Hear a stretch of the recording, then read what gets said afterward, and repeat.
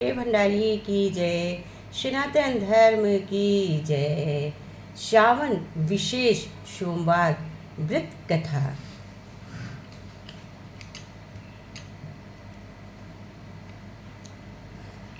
इसी के साथ हम लोग बोलेंगे भोले भंडारी की जय, सभी साधु संतों की जय और सनातन धर्म की जय। तो सोमवार व्रत कथा को प्रारंभ करते हैं। सबसे पहले समय में किसी नगर में एक धनी व्यापारी था। दूर दूर तक उसका व्यापार फैला हुआ था।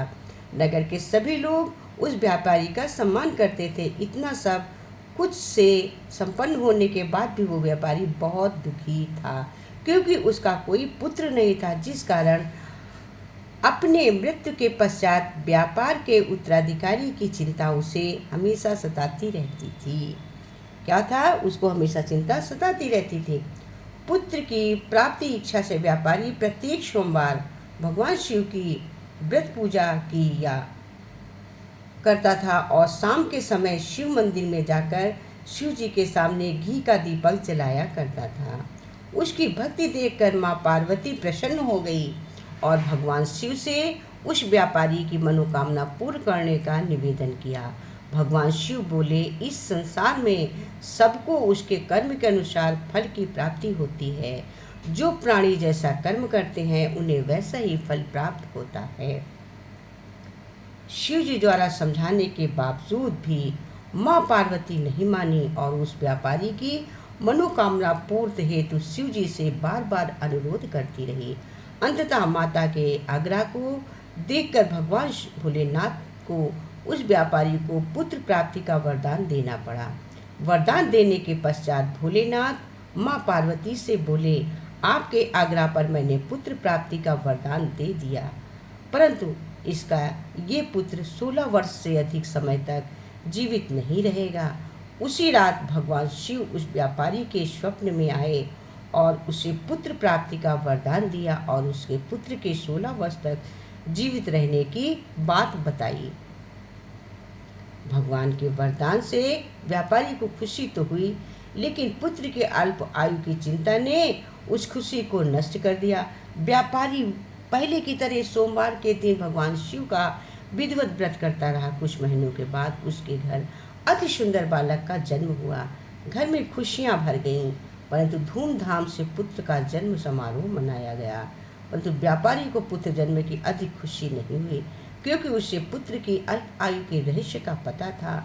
जब पुत्र 12 वर्ष का हुआ तो व्यापारी ने उसे उसके मामा के साथ पढ़ने के लिए वाराणसी भेज दिया।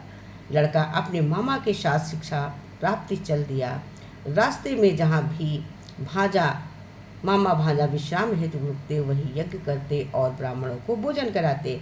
लंबी यात्रा के बाद मामा और भांजा एक नगर पहुँचे। उस दिन नगर के राजा की कन्या का विवाह था, जिस कारण पूरे नगर को सजाया गया था। निश्चित समय पर बारात आ गई, लेकिन वर का पिता अपने बेटे के एक आँख से काने होने के कारण बहुत चिंतित था। उसे भय था कि इस बात का पता चलने पर कहीं राजा विवाह से इनकार न कर दे, इससे उसकी बदनामी भी होगी। जब वर के पिता ने व्यापारी के पुत्र को देखा तो उसके मस्तिष्क पर एक विचार आया। उसने सोचा, क्यों न इस लड़के को दूल्हा बनाकर राजकुमारी से विवाह करा दूं। विवाह के बाद इसको धन देकर विदा कर दूंगा और राजकुमारी अपने नगर ले जाऊंगा।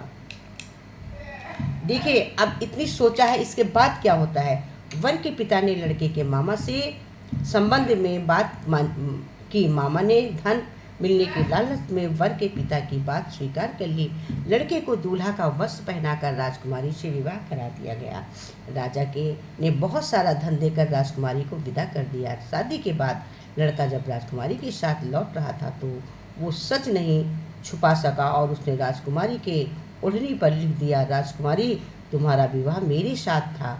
मैं तो वाराणसी पढ़ने के लिए जा रहा हूँ और अब तुम्हें जिस नवयुवक की पत्नी बनना पड़ेगा वो कान्हा है। अब लड़के ने लिख दिया, क्योंकि उसने छुपाया नहीं। जब राजकुमारी ने अपनी ओढ़नी पर लिखा हुआ पढ़ा तो उसने कान्हे लड़के के साथ जाने से इनकार कर दिया। राजा सब बातें जानकर राजकुमारी को महल में रख लिया। उधर लड़का अपने मामा के साथ वाराणसी पहुंच गया और गुरुकुल में पढ़ना शुरू कर दिया। जब उसकी आयु 16 वर्ष की हुई तो यज्ञ किया। यज्ञ की समाप्ति पर ब्राह्मणों को भोजन कराया और खूब अन्न वस्त्र दान दिया। रात को वो अपने शयन कक्ष में सो गया। शिव के वरदान के अनुसार शयनावस्था में ही उसके प्राण पखेरु हो गए, उसके प्राण निकल गए, शांत हो गया। सूर्योदय पर मामा मृत्यु भांजे को देखकर रोने पीटने लगा। आपस के लोग भी एकत्र होकर दुख प्रकट करने लगे। लड़के के मामा के रोने विलाप करने के स्वर समीप में गुजरते हुए भगवान शिव और पार्वती भी सुने। पार्वती ने भगवान से कहा, प्राणनाथ, मुझे इसके रोने के स्वर सहन नहीं हो रहे हैं, आप इस व्यक्ति के कष्ट को अवश्य दूर करें। भगवान शिव ने पार्वती के साथ अदृश्य रूप से समीप जाकर देखा तो भोलेनाथ, पार्वती जी बोले, ये तो उसी व्यापारी का पुत्र है जिसे मैंने 16 वर्ष की आयु प्रदान की है। इसकी आयु पूरी हो गई। माँ पार्वती ने फिर भगवान से निवेदन कर उस बालक को जीवित देने का आग्रह किया। माता पार्वती के आग्रह पर भगवान शिव जी ने उस लड़के को जीवित होने का वरदान दिया और कुछ ही पल में लड़का जीवित होकर उठ बैठा।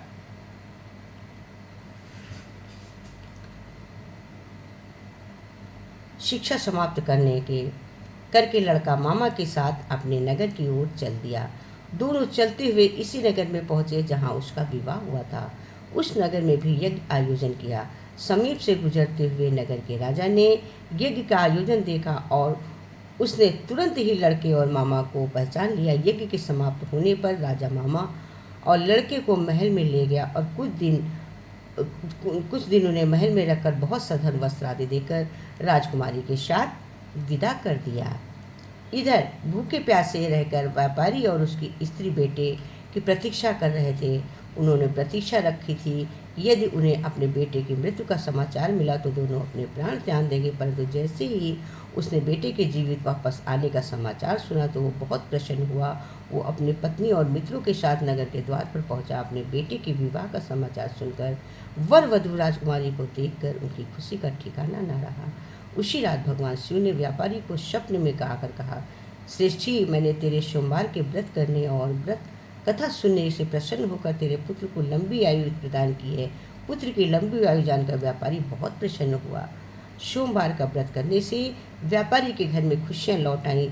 शास्त्रों में लिखा है कि जो स्त्री पुरुष सोमवार का विधिवत व्रत प्रथा कर सुनता है उसकी सभी मनोकामनाएं पूर्ण होती हैं, सभी इच्छाएं पूर्ण होती हैं। तो हमारी इति सिद्धम सोमवार व्रत कथा, आप सभी लोग मेरे सोमवार की कथा को सुनिएगा और मैं इसकी आरती भी डालूंगी। अगर कथा सुनने वालों को आरती की ज़रूरत हो तो मेरे चैनल पर आपको शिव जी की आरती भी मिल जाएगी। आप कथा भी सुन सकते हैं और आरती भी मैं डालूंगी, बट आरती अलग से इसलिए डालूंगी क्योंकि कोई केवल आरती सुनना चाहता है या आरती लेना चाहता है, कोई कथा सुनना चाहता है, कोई कथा और आरती दोनों चाहता है। तो इसलिए मैं कथा और आरती को अलग अलग डालती हूँ कि जो केवल कथा सुनना चाहे कथा ले, आरती चाहे तो आरती ले। वरना जब एक साथ डाल देते हैं तो लंबा वीडियो देखकर आदमी उसको देखने में विलम्ब करता, नहीं देखता, देख के छोड़ देता है। बट जब केवल आरती चाहिए होती तो आरती उठा लेता, कथा चाहिए होता कथा उठा लेता, और कथा आरती दोनों चाहिए होता है तो कथा आरती दोनों ही ले लेता। तो यहाँ पर केवल कथा है, इसके बाद में इसकी आरती भी अलग से डालूंगी। मेरे चैनल पे जो भी मैं कथा डालती हूँ उसकी आरती श्योर होती है। ये आप हमेशा जो भी आप आरती देखेंगे तो उसकी कथा चाहेंगे आपको कथा मिलेगी, जब कथा देखेंगे तो आरती चाहेंगे तो आपको उसकी आरती मिलेगी। तब तक कि इतना ही। बोलिए शिव भोले भंडारी की जय। सोमवार स्पेशल कथा हम आशा करते हैं आप लोग हमारी कथा को अवश्य सुनेंगे और लाइक सब्सक्राइब करेंगे, पसंद भी करेंगे, इसी आशा के साथ, क्योंकि मैं हर वीडियो सिंपल डालती हूँ, वास्तविकता में डालती हूँ। बोलिए भोलेनाथ भंडारी की जय।